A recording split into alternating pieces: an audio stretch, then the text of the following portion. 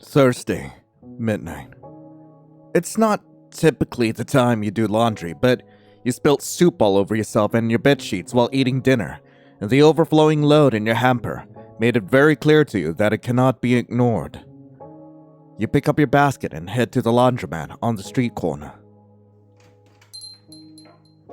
You go here so often that it's lost its novelty long ago. You flinch as soon as you enter into the harsh glare of the fluorescent lighting and get on with your routine. You load up a washing machine and sit at your usual spot with your earbuds in. The lingering scent of the steamed dim sum from the neighboring Chinese place makes your mouth water. You're bored, but you lost your appetite for apps that hug and demand your attention with their slop algorithms a while back. Instead, you listen to some music and get lost in your thoughts, dreaming up all sorts of fantastical scenarios. You think about how it's impossible to have a meet cute these days because of the internet. The shine of experiencing something novel and profound diminishes when you find it on social media first. You wonder if it's even possible to have any kind of unique encounter in this world anymore, or at least just have something that's yours. The front door of the laundromat opens. It's late, so you didn't expect anyone else to come in. It's a man with lemony blonde hair and the most exhausted eyes you've ever seen. He drags a garbage bag behind him, posture slumped, shoes dirty. You try to assess how much of a threat he is at a glance, but he seems uninterested in you. He loads his clothes into an empty washing machine at the other end of the room. You usually don't try to pry into other people's business, but you can't ignore the heady scent of blood wafting through the air. As soon as he opens that bag, you can taste nickels on your tongue. He crouches down in front of the washing machine, scratching his head as he stares into the daunting pile in front of him. You pause your music and take an earbud out as you try to make sense of his mumbling. I don't know what to do. They're all going to get ruined. But they need to get washed. I guess it's okay if it doesn't wash off. They're dark anyway. He pulls out a handful of coins from his pocket and whines when he drops one on the towel and it rolls under the washing machine. No way! He attempts to fish it out from beneath the machine, but the tip of his finger just pushes it in deeper. His hand comes out with only dust bunnies and misery. He sounds like he's about to cry. He gets up, scrubs his face, and approaches you, face entirely flushed. He takes out a $5 bill and presents it to you. Hello. Can you break down a 5? It's okay if not. You can take all of it if you want. I just need $1. This is really awkward. I'm sorry. You haven't even replied, but his expression is scrunched up already, like he's preparing for a punch in the face.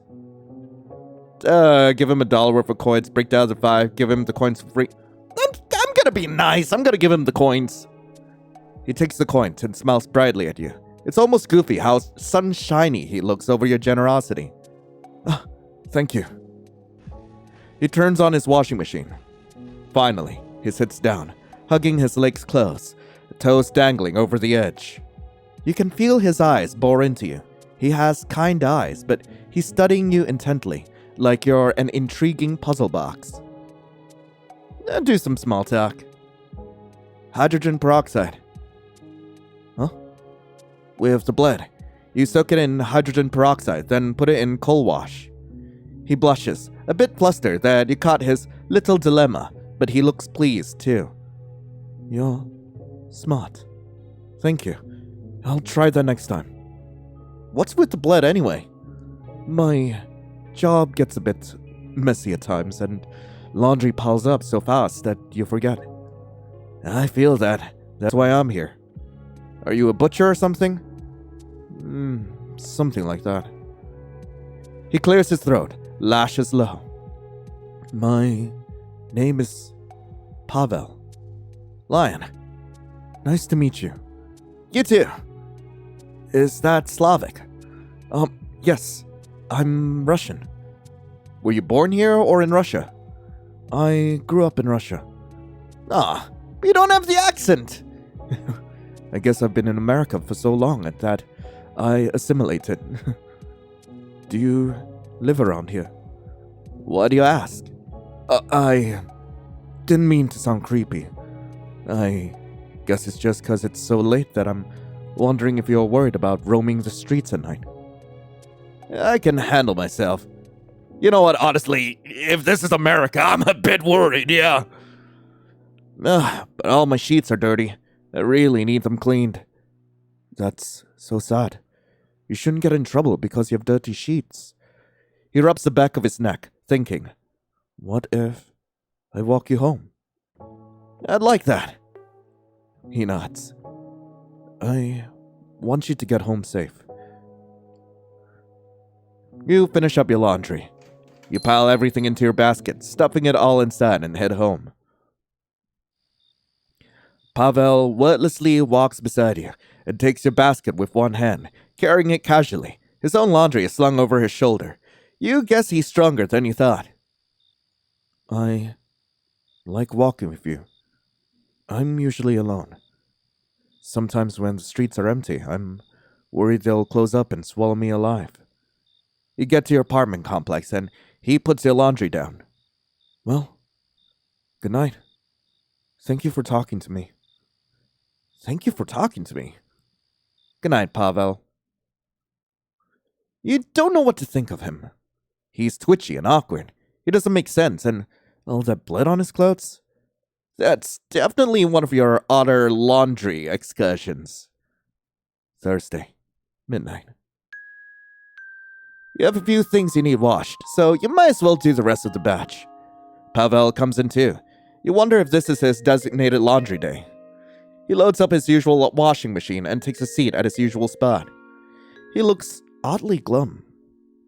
After a long stretch of silence, you just assume he doesn't want to talk, so you put your earbud back in. Do you ever wonder if living people can be ghosts too? You pause. I thought ghosts were supposed to be dead people. Maybe. I guess I just don't understand what the difference is when, either way, you're someone the world forgot. When you don't belong anywhere and no one ever sees you. I see you, Pavel. He looks up and meets your eyes, like he's startled. I mean, literally, you're right there. He exhales and chuckles softly. I guess you're right. I like it when I'm somewhere you can see me. I feel a little more real. You think about what he says more at home. New York is always crowded, but you can't say you remember faces that aren't associated with your usual stops. You know you wouldn't remember Pavel if you saw him in the subway or out in the street, but this way your lives manage to momentarily coalesce like two ships passing in the night, lights blinking at each other to signal to the other one. You're there.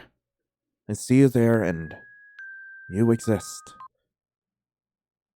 Oh, it's Thursday midnight again. I'm starting to feel a bit of deja vu from this. You've gotten in the habit of doing laundry today just because the place feels safer with someone you recognize. You settle in a chair and wait for the spin cycle, foot tapping impatiently. The door opens. Oh, he's smiling! It's Pavel, of course. He smiles immediately when he sees you. Hello. You give him a small wave. Hi, Pavel. Pasha. You can call me Pasha, if you want. What's that? It's a nickname in Russian for Pavel. Oh, that's cute. Okay, Pasha it is. He fidgets with his shirt and smiles earnestly. He seems to like you using his nickname. What about you? Is there a nickname that would make you happy? You know what? You should give me one. Oh, that's hard. You grin. Is that too much of an ask? I'm trying to think of something that reminds me of you. What about Sparrow? When I was studying in Moscow, I lived in an apartment with a big window for the first time. I loved it so much because I could see people and animals in the streets below. It felt like the city was alive and breathing. My favorite feature were the little brown sparrows. I loved hearing their bird songs every morning. I used to lay out crumbs on the windowsill just to attract them. I eventually attracted so many that my roommate got very, very cross at me. He shakes his head fondly. When I look at you, I experience the same feelings I had when I looked at those little birds. He looks down, not meeting your eyes and smiling shyly. You want to lay out crumbs to attract me? Maybe. Hopefully, I can get a song out of it. You smile.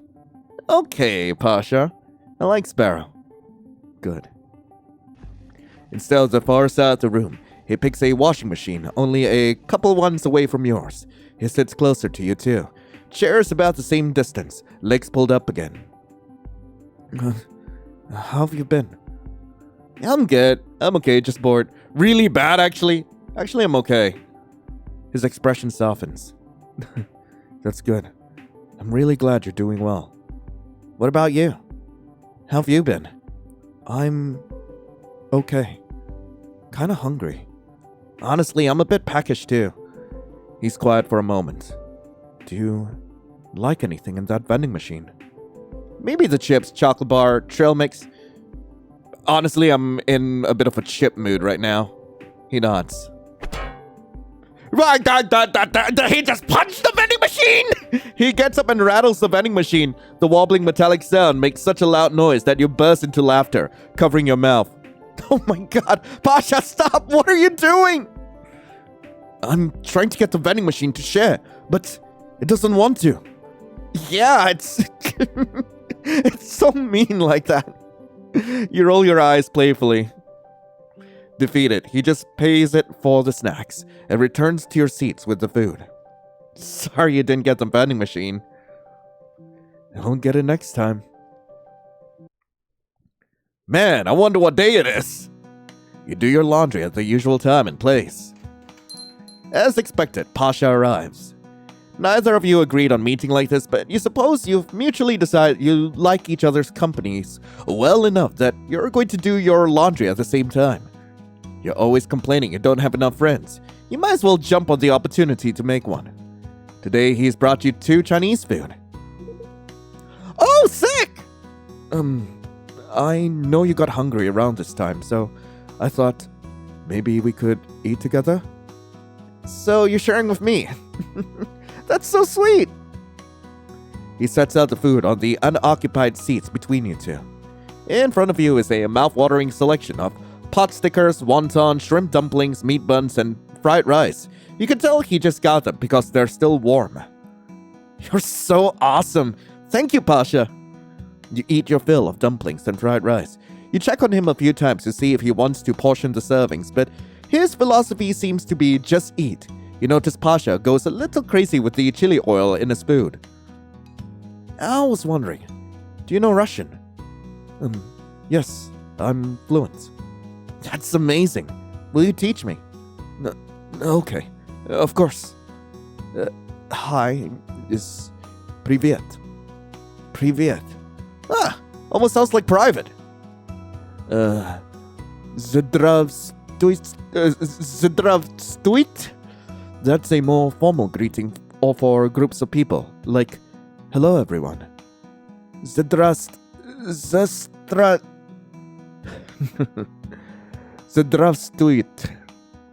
You laugh. I'm sorry for my Russian. I can't Russian right now. I've never really learned the language. And that's just hello? Maybe we stick to Privyet.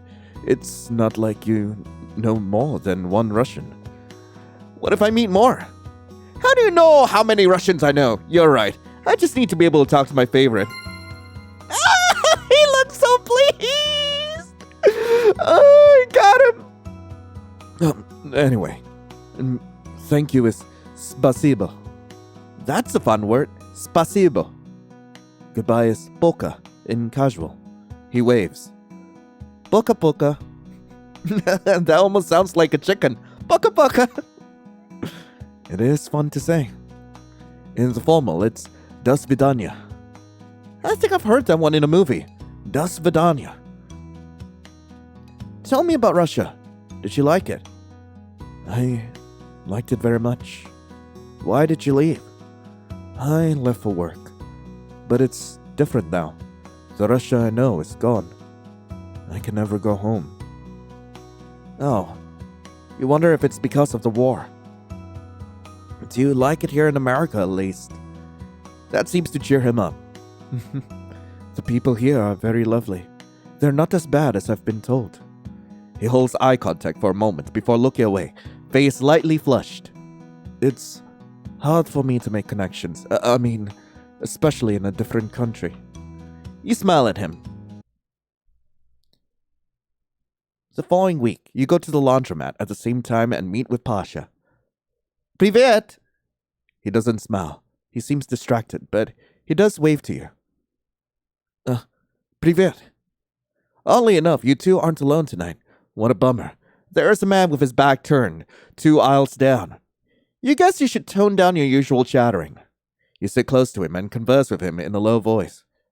I'm wondering, do you have a phone? It seems weird we always have to meet here. We could just text each other, you know? I do have a phone, but it's not good to know my number. Why? Is it because of your work? You always talk about your work so mysteriously. Oh my god, it happens faster than you can blink! Pasha pulls out a gun from his hip and without even looking, fires behind him. Another bullet flies towards him, but he just tilts his head, evading it. It rips through a pipe ahead of him, making such a loud bang on the hollow metal that you duck down on the floor and cover your head, avoiding a ricochet. From what you can tell, Pasha hits his target. The gunman does not. The man holds his arm up, screaming as blood spurts from the bullet wound, rushing down his arm. He's dropped his gun. I'm sorry. It's a mistake if you think you can ambush me. Pasha gets up, approaching him as he protests and backs up against the wall, like a predator stalking cornered prey. He shoots him in the head without hesitation. Your heart races in sheer mortal terror. Your breathing is ragged, as if you are trying to get more and more oxygen in your lungs. You just watched a real human being die right in front of your eyes. Bile rises in your throat, and you almost vomit. God, he looks so hot and red.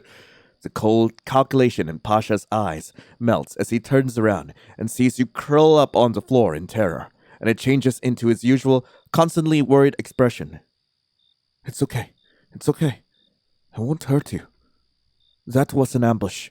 He was trying to... His phone rings. You don't think you've ever heard his phone ring. He puts it on loudspeaker, and he makes a covert shushing gesture at you. Pasha, we're being ambushed. Yes, I'm at the laundromat. I downed the gunman. Please, send a cleanup crew here. Yes, after. Reconvene at the base first. Okay. And, Pasha? Are there witnesses? He looks at you with an almost pleading expression. No, of course not.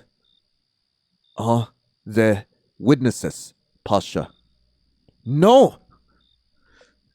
Stay quiet, I don't want to die! Good. I'll see you soon.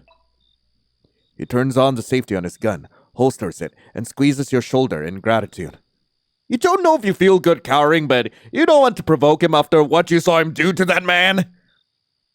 He leaves the laundromat in a light jog, and you just sit there, stunned. You don't linger here any longer. You've always known Pavel was shady, but you had no clue how shady he was. Even now, you've barely scratched the surface. He killed a man with a level of speed and expertise you only see from street vendors and Olympic athletes.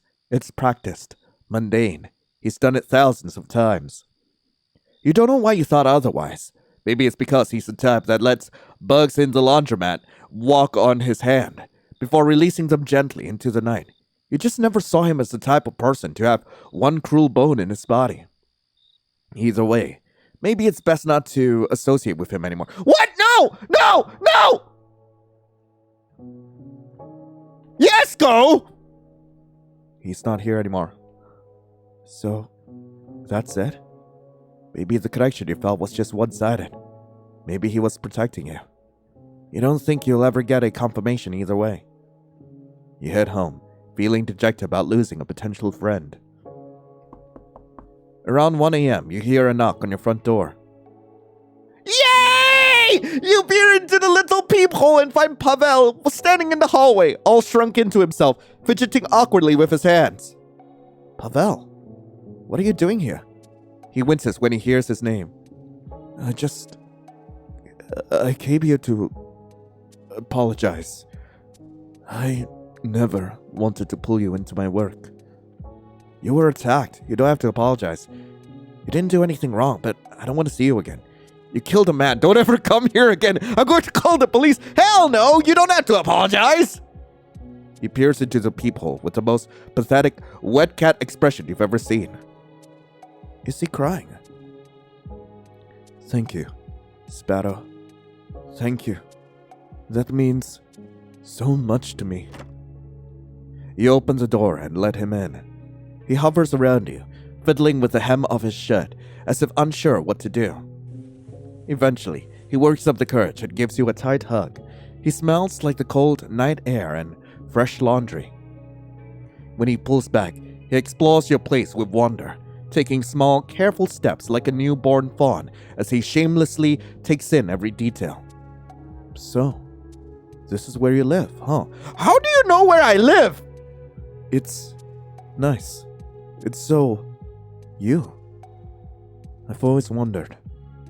Can I ask a few questions? Yes. Go ahead. Who are you really? I ask myself that every day. Honestly, I'm not really anyone important. I'm just Pasha. I get into trouble and do dangerous things, but at the end of the day, I'm just the same old guy, you know. Where do you live? The other side of town. Isn't that gang territory? He rubs the back of his neck. Yeah. Why do you do laundry so far away? He shrinks. I said something embarrassing to the manager of the laundromat near my apartment, so now I don't want to go there anymore because I don't want them to get mad at me. You laugh. That's it? Yeah. Is that stupid? It's a bit silly, yeah.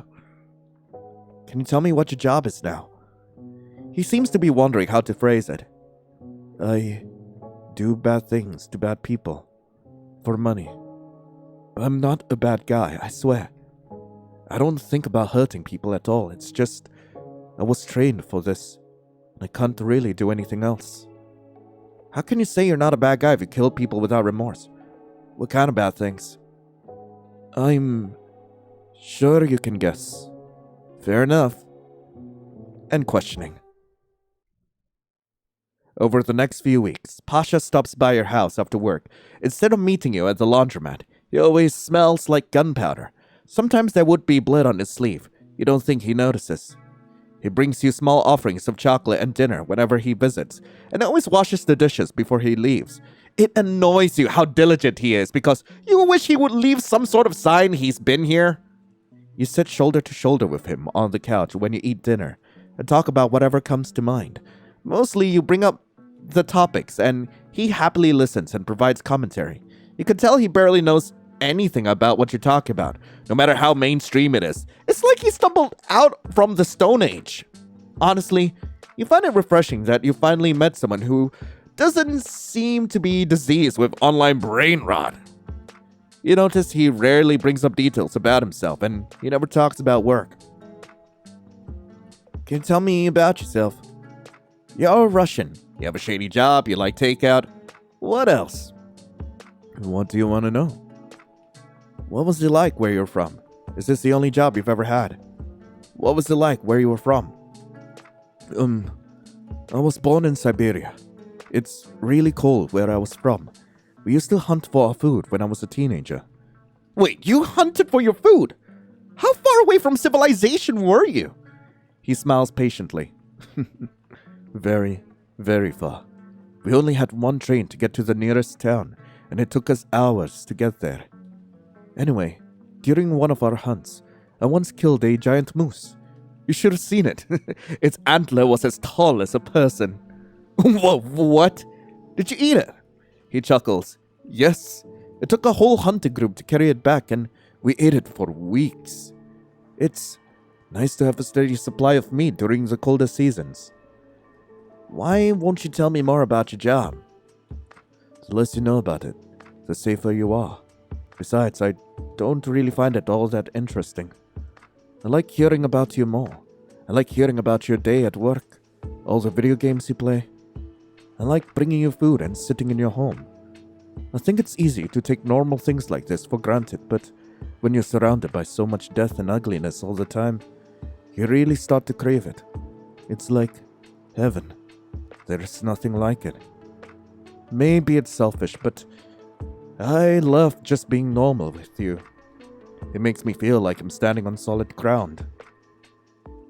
How did you even end up in this line of work? You're not going to believe me. You furrow your brows. Why? I feel like you're not the type to lie. No, it's just a bit hard to believe. But I suppose I can tell you. It's not like they can get me now. I was a Soviet sleeper agent. We were meant to integrate to the highest levels of American society and feed KGB Central Command sensitive information they can use against them. It was called the Illegals Program. The USSR had a lot of experimental programs at the time, and I was part of, I think, the third or fourth wave they sent out, after the first few batches were unsuccessful at infiltrating their government.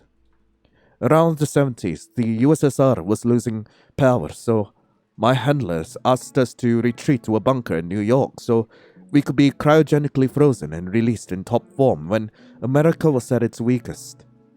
He looks down sadly. After the Soviet Union was dissolved, the KGB just never took responsibility for us.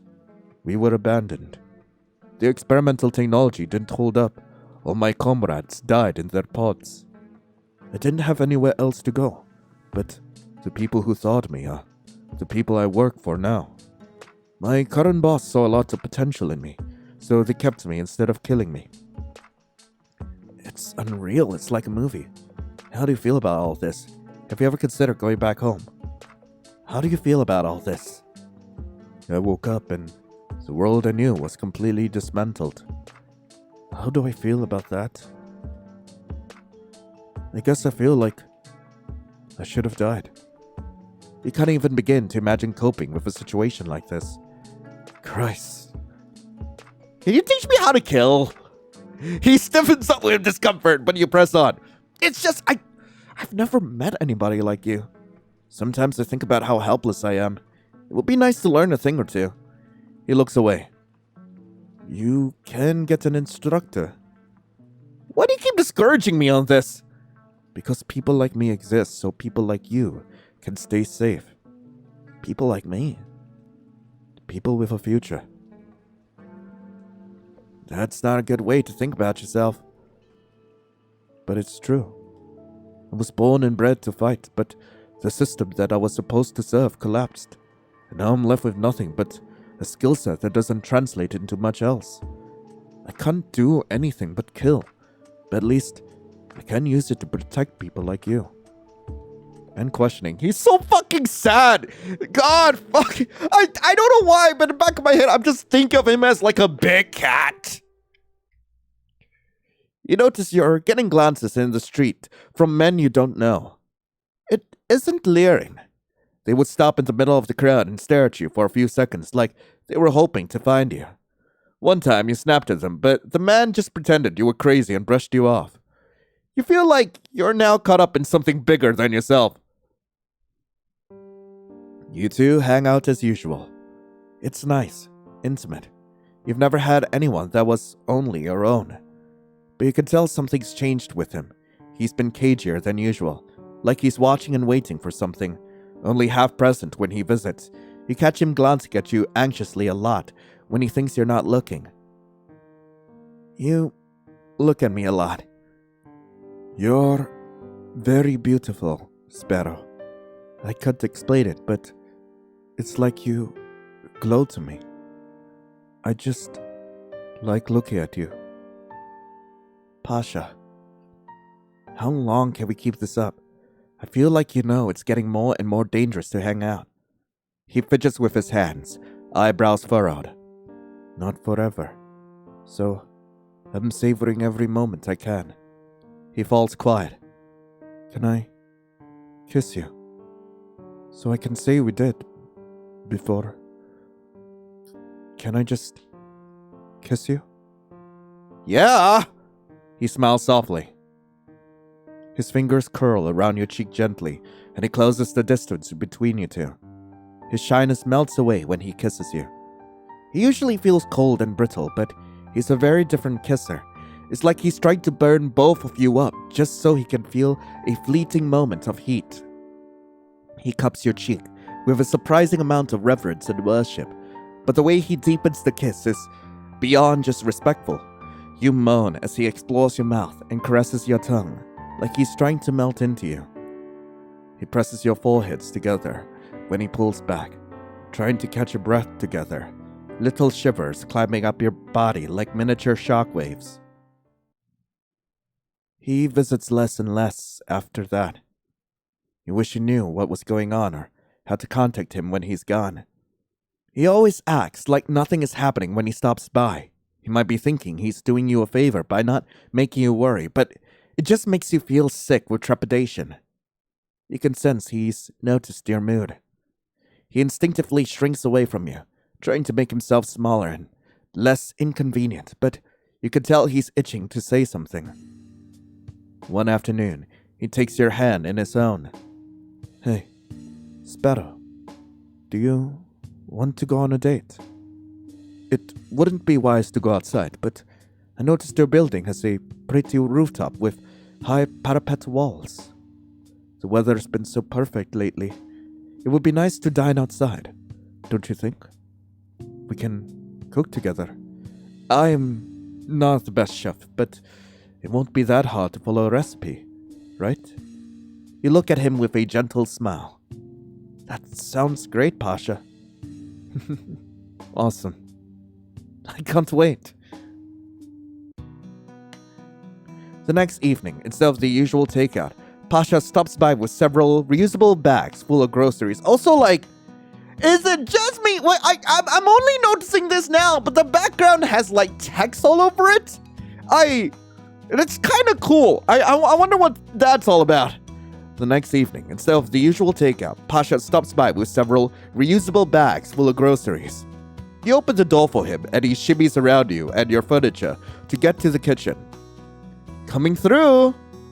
He piles all of them onto your counter. I asked some very smart people what to make tonight. I hope you're in the mood for... He looks at his phone.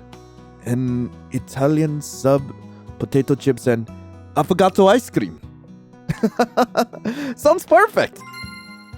He smiles brightly, like he's a puppy that did a good job. Oh, someone likes praise! You can't help but smile too. You miss your happy little Pasha. He starts unpacking his groceries on the counter. This is an impressive amount of stuff. Maybe way more than you need. How much do you know about cooking, Sparrow? Yeah, I know a thing or two. I'm just as hopeless as you are. I know a thing or two. Then, I'm assigning you as the official fire marshal. Your job is to make sure I don't burn your apartment down. He gives the potatoes a cold rinse, and after that, he pats them down with a kitchen towel and starts cutting them into very thin slices with a knife. His work is fast and precise. He's a maestro with a knife, the way he was with his gun. Back in Siberia, rations from outside only came by train every few months, so most of our food we hunted or grew ourselves. All the boys loved hunting because they could show off trophies. They hated working with the crops. It was repetitive, and it took too long. Sometimes, preparing potatoes would take until midnight. So I guess, no matter how long it's been, it's embedded in my muscle memory. If you know how to cook potatoes, why'd you cook more often? Did you live in Siberia? Yes, he did! How'd you go from Siberia to the KGB? Why don't you cook more often? He grumbles. It's a bit hard for me to focus on my needs, I suppose. I don't feel hungry until I'm ravenously hungry.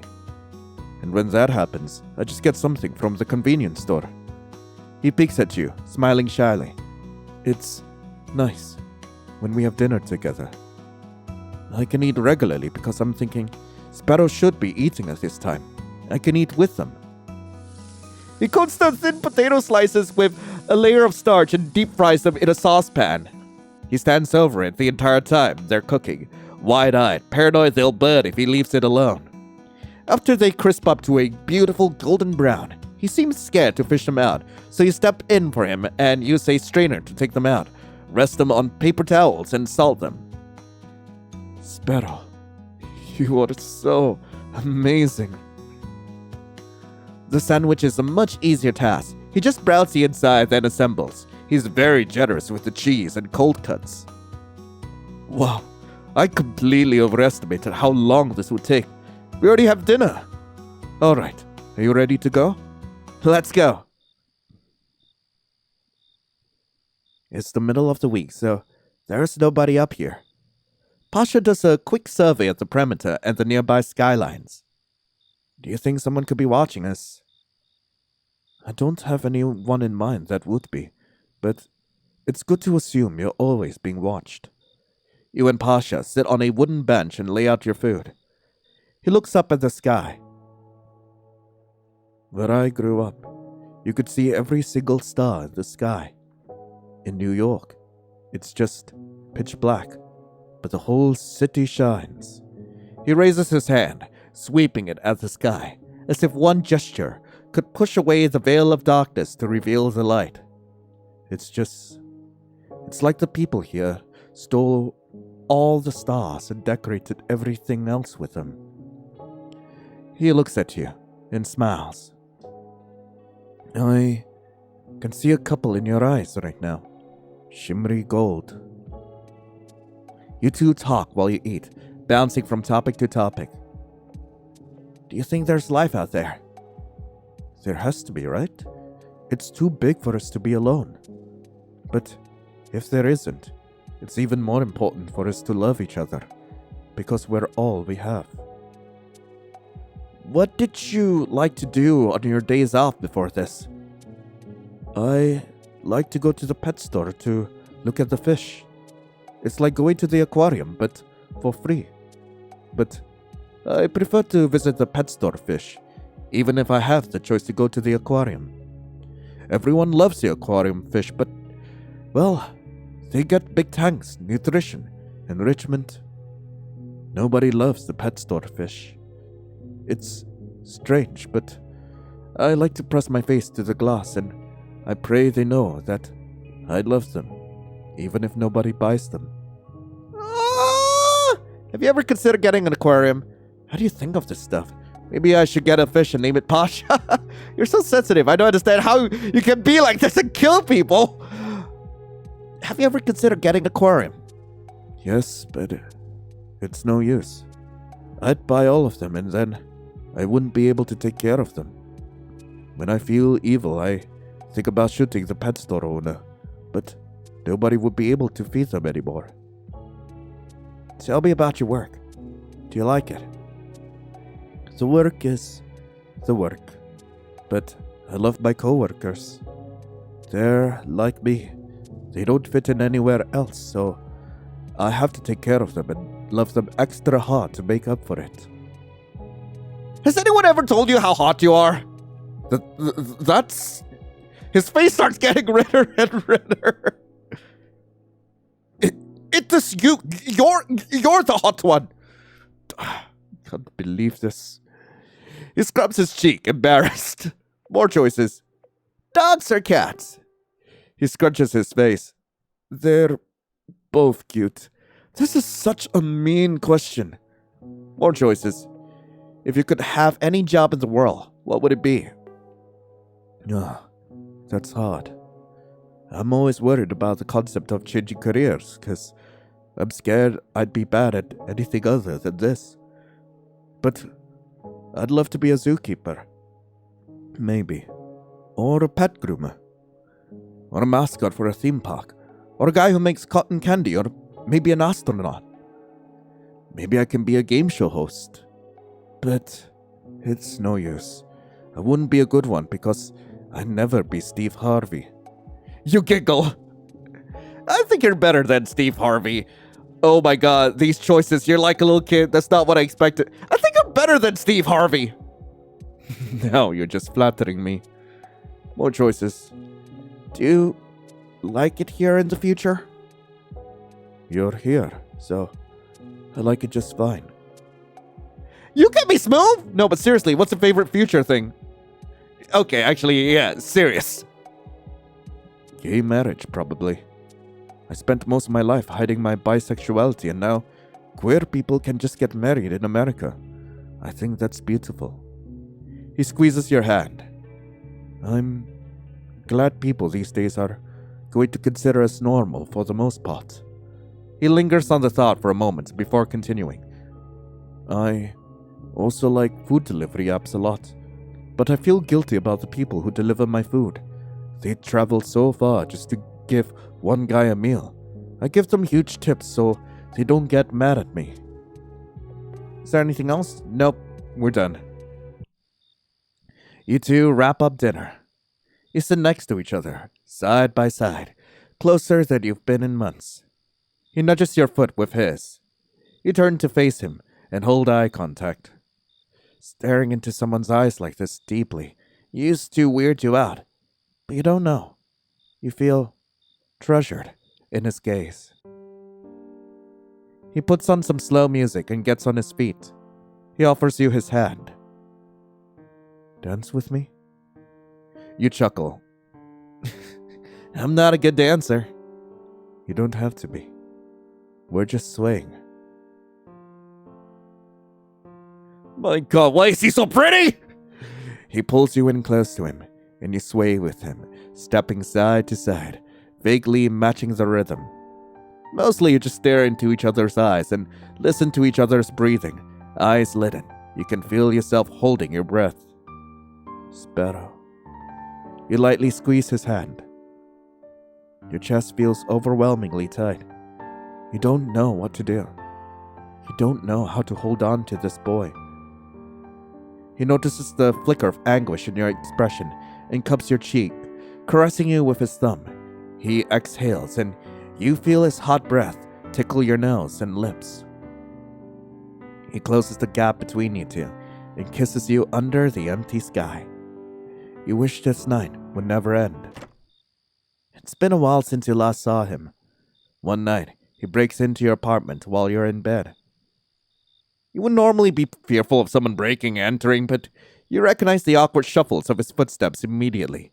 You're just relieved he's alright. He wordlessly climbs into bed with you, pulling you close. You inhale sharply. A black car circled your apartment precisely 15 times today. Jesus. When the driver stepped out at the gas station around midnight, I snapped his neck before he even noticed. Sometimes, I think about using all the money I've earned to run away with you. But I know you don't deserve to live a life on the run because of me. The type of enemies I make, they're the types that would find us. Why won't you quit? Since your job is so dangerous. I think it's the only place I fit in this world. It's dangerous, but it's dangerous that makes sense to me. A pass. But I don't like what it does to you. I'm such a bastard. I knew associating with a civilian would bring complications, but I wanted to have you. Even for just a little while. Would you sleep with me? Would you stay the night? Just hold me. Why can't I just stay with you? I'm gonna save here. Would you sleep with me? He strokes your side, squeezing your waist lightly. You turn to face him. You can barely see him in the dark, but you know he's wearing an expression of silent adoration. He caresses your cheek. If I sleep with you, I might stay forever. Would that really be so bad? He smiles, like you're kidding. You're not. One afternoon, you just find a note on your coffee table. Somehow you anticipated it. He kissed you breathless 2 nights in a row, and you knew he was savoring you. One last time. Dear Sparrow, I've received confirmation that dangerous people have found out about you. So for your safety, I'm going to be staying away from you from now on. I will be monitoring the situation to see if someone wants to hurt you from a distance, but for the most part, please, forget about me. I treasured every single moment we had together, and I will remember you for the rest of my life. I hope your future is bright and full of happiness. Under the letter, I have something for you, and the coins I owe you. Do svidania. Благодарю и всего доброго, Pasha. Exactly like you mentioned, under the letter, you find change for $1 and a gold necklace with a round amber pendant. You wanted something novel, something so real it burned through your apathy, but was it worth all this? You never wanted the coins back. Bastard. You hold the necklace in your hand, edges digging into your skin, and let your body heat warm the metal until it adjusts to your temperature. You watch the streets below, hoping to catch a glimpse of lemony blonde hair in the crowd, but you know he's truly gone, like a passing ship in the night. Do svidania, Pasha. Ow! Ow! Holy shit! No!